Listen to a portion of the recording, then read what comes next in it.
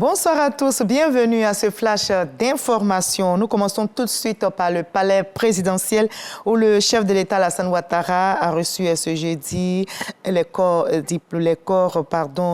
partis politiques et groupements politiques ainsi que les forces armées et de l'administration du territoire. Je vous propose un extrait de l'intervention du président de la République ce matin. Mesdames et messieurs les préfets de région, présidents des conseils régionaux et maires, mesdames et messieurs les conseillers, mesdames et messieurs, je voudrais saisir cette opportunité pour vous féliciter pour le travail remarquable que vous accomplissez au quotidien à la tête de vos circonscriptions administratives et collectivités territoriales respectives. Votre présence et votre contribution permettent au gouvernement d'avoir une véritable vue d'ensemble du territoire national et d'assurer une proximité réelle avec nos différentes populations.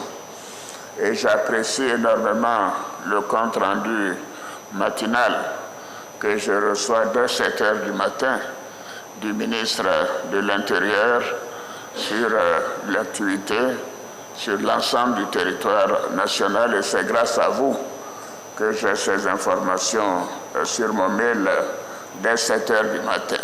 Je vous en remercie. J'apprécie également votre engagement et votre implication dans la gestion de la situation sécuritaire du pays. Cette implication contribue à garantir l'ordre public sur toute l'étendue du territoire. En outre, la cohésion entre les communautés et la paix sociale ont été des acquis au cours de l'année qui vient de s'écouler, grâce à vos initiatives de médiation et de sensibilisation permanente sur le terrain. Je vous en félicite et vous invite à poursuivre vos efforts dans ce sens afin de promouvoir le vivre ensemble qui est l'une des forces de notre pays. Voilà, c'était les vœux du corps préfectoral, des partis et groupements politiques ainsi que des forces armées au président de la République, Alassane Ouattara. En RDC, les résultats de la présidentielle sont connus, restent ceux des législatives nationales et provinciales. Les Congolais sont donc dans l'attente après la confirmation de la victoire du président sortant Félix Tshisekedi par la Cour constitutionnelle. La Commission électorale nationale indépendante devait publier les résultats depuis une semaine, soit le 3 janvier dernier, mais a dû repousser l'échéancier à une date ultérieure.